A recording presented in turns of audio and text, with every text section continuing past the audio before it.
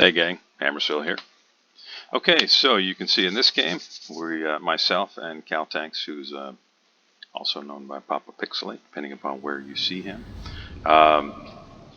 We loaded into this Tier 8 match with, well, anytime you're in a Tier 6 light cruiser, and and Caltanks is in the Dallas, and you're looking at things like North Carolina, Richelieu, Mutsu. It's a scary proposition. On a very positive note, we don't have an aircraft carrier that we have to contend with in addition to all of the heavy shells.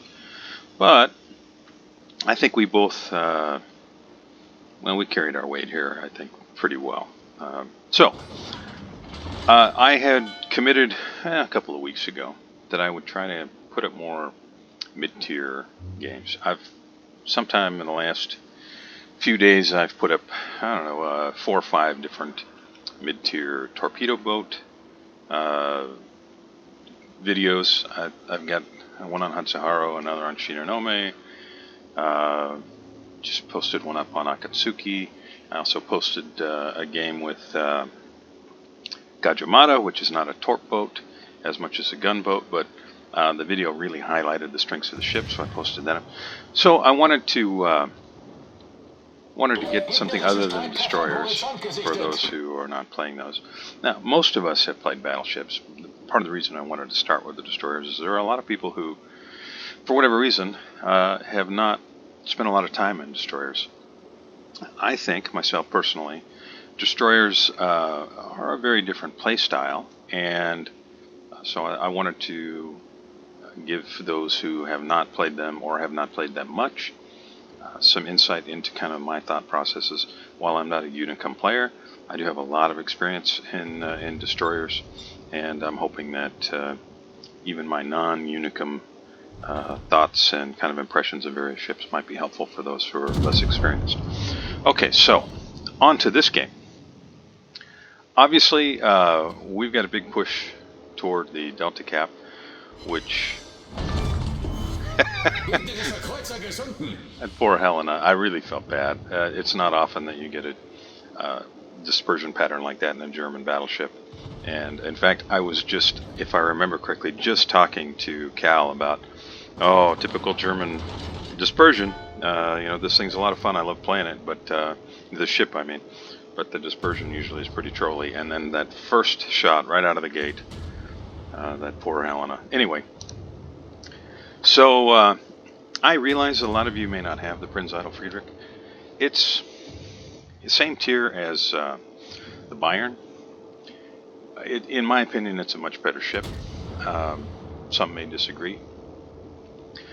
I know it took a lot of heat when they released it. There were a lot of people that said it was trash. I like it a lot. I have a lot of fun playing it. And I find it to be very effective. Yes, occasionally the dispersion trolls me pretty hard. You can see I'm turning out. I'm trying to avoid eating citadels. It's tough to citadel German battleships because of their armor layout, but it can happen, and I want to try and minimize the chance that it will. That Amalfi got away from me. I just misjudged his speed, essentially, is all it boils down to. Eisenhower showed me some broadside. He's also very tough to citadel, and he turned out, and I didn't anticipate that, so I didn't do much of anything to him.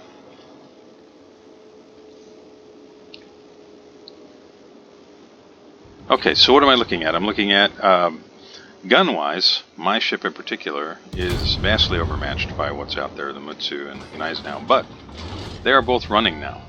So I can turn in and try and find shots on things that I can hurt. So you see I put another shot out there on Amalfi, who is potentially a one-shot kill.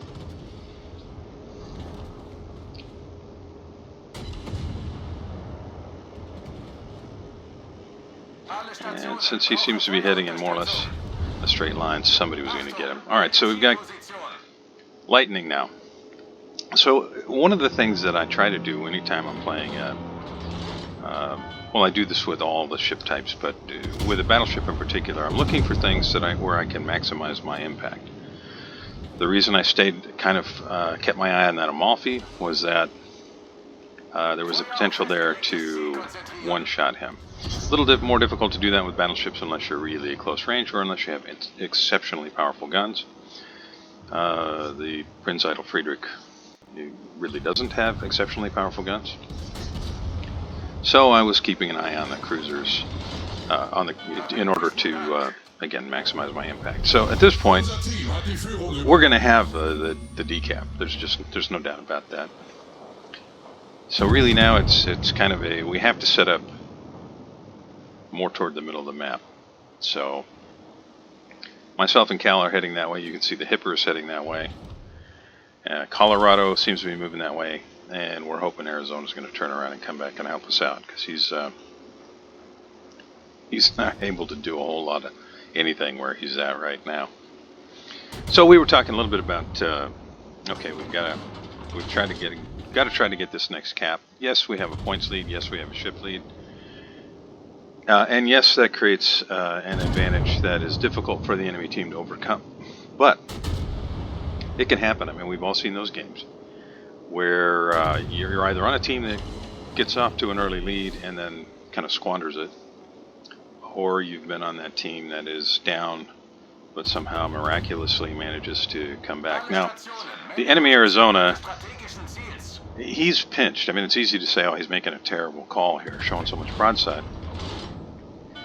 But really, he had to show broadside to somebody. He's got a Tirpitz, a Fuso, a Cleveland on the other side.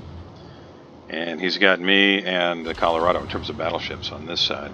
So there was really no good way for him to go, other than not pushing in at all, which is, I would like to think, probably the decision I would have made. But he did push in. He's eating shells, and you know we're aware at this point he's not going to live much longer. Now, to make matters worse for the enemy team, the other Arizona is pushing in right behind him. He's going to do the same thing, or at least so it seems right now. Now, granted, the Prinz Eitel Friedrich is no speedster, but it's got decent speed for a battleship. I was trying to determine whether I was going to go through the gap where I'm aiming right now, or more toward where the Arizona is and go through that gap. Had to take a shot on the Mutsu. He is showing a little bit of side, but Arizona is much closer and essentially full broadside, so I'm going to bring the guns back around this way and just hope that they're loaded up and ready to go before those torpedoes finish him off. Really all I'm doing here is trying to get a little damage before the torpedoes hit. Yeah, got a little. And I actually intended to go through that gap, but in my, I guess, greedy need to try to get more shells on that guy before the torpedoes finished him off, I threw the ass end of my boat around, and now I'm kind of committed to going outside. So I'll go ahead and take some shots on Gneisenau. Again, looking for a more broadside target. Mutsu is really heavily angled. Gneisenau is probably turning out. I'm looking now and saying, okay, we got a Pensacola and a Cleveland over there, which, you know, there's heavy HE spam, but you can see I've got almost all my hit points still at this point. So I can afford to take some chances with these big battleships. I don't want to throw my ship away, but at the same time, I can afford to take a little bit of damage. And that doesn't mean I want to show a full broadside. I want to maintain good angles, or at least decent angles. You can see that I'm just a little more than 30-degree angle relative to the Mutsu. I really should tighten that up a little bit, get it under 30 degrees so that the auto bounce mechanics come into play. But Mutsu has huge guns, so in a lot of cases, depending upon what ship you're in a lot of cases, if you're low tier and you're playing against Mutsu, it's not going to matter because overmatch mechanics are going to allow his shells to penetrate anyway. Now, having said all of that, Gneisenau and Mutsu are essentially in full retreat. Looks like Mutsu's trying to meet up with his North Carolina and other support ships back there. Gneisenau probably doing the same thing, but it's pushed the Gneisenau in particular so far out of position that I'm kind of changing my focus now. You can see Cal, he's moved into the cap. ahead of me. He's playing very aggressively. He's great in that ship. He really is. So he's making the most of his HE. He's trying to get fires started. And I'm really I'm so slow being in a battleship that I'm just trying to find targets of opportunity. Colorado, which is a really slow ship, is only now getting to the point where he can get shells on something. And same with Arizona. He's just way back there. I'm just trying my best to stay close enough to our cruisers to give the battleships something else to shoot at besides them. I was hoping Pensacola would cross, but he opted wisely to stay behind that island to keep some rock between himself and any battleship shells. Cossack's taking, in my opinion, taking a chance getting that close, but he's got great guns. But he is kind of a one-shot kill at this point.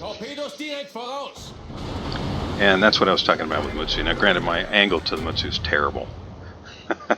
Absolutely terrible. But, like I said a little bit ago, I had some hit points to spare. And went ahead and finished him off. So, I've got Pensacola. I'm hoping to get a shot on. Is he going to go ahead and come around this corner? Well, I'm going to go ahead and prepare as though he is. And if it turns out that he doesn't, that's fine too. I'll be ready to put shells on North Carolina or even potentially Cleveland, depending upon what he does. Now, the Pensacola, I think he had some idea of what he was doing. He's trying to avoid giving up any angles. He's got Fuso out there as well. And I'm just going to go ahead and just punch right through his nose. And Arizona managed to finish him off. Gave me a pretty bad angle to North Carolina, and he didn't get a good shot on me, but again, still plenty of hit points. And we've got more than twice their number of ships. We've got 2 caps to 2 caps. Got a huge points lead, so I can afford to take some chances. Again, don't want to throw my ship away, but when playing a battleship, in my opinion, almost got the shot off, but just wasn't quite in time there. Somebody else is going to get Kagero. I have to be a little concerned about the possibility of torpedoes in my face here, so I'm going to go ahead and turn in. Just want to avoid eating any more torpedoes than necessary. So what I was saying is, I believe that when playing a battleship, although you don't want to give your opponents free damage, you can, with a battleship, afford to tank. It does a couple things. One, any shot that a battleship on the enemy team takes at your ship, particularly if you're angled decently, is one shot that they're not taking at your cruisers. Now, you need your support ships in a battleship. You need to have the threat that they represent, the rapid fire that they represent, especially if they're firing HE. So if you can tank for them, do it. You've got heals. You can get a lot of this damage back, assuming you're not eating citadels. You can get a lot of your damage back by using your heals. And that's all I'm doing right here. Is I'm just making use of the island to get as close as I can, because this game is almost over. You can see points-wise, we're almost done. Still a lot of time in the game, but this game's almost over. So, yeah, of course, I'm willing to trade some points. I'm opting to shoot at Cleveland here. Didn't quite finish him off. And, of course, I'm going to eat some damage. He goes down. And with that, this game is largely over. I was hoping to get one more shot on North Carolina. I don't think it happened. So that's it. Fairly short game. Thanks a lot for watching. Really appreciate it. And I'll see you next time.